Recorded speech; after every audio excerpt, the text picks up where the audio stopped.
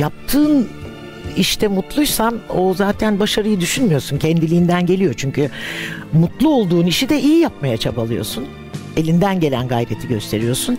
Mutlu olmak bence başarının temeli. Emek vermek, çalışmak, kafa yormak, hedef koymak, cesur olmak, hata yapmaktan korkmamak. Bütün bunlar bir bütün. İlişkileri doğru kurmak, insan ilişkilerinde becerikli olmak, bütün bunlar başarı.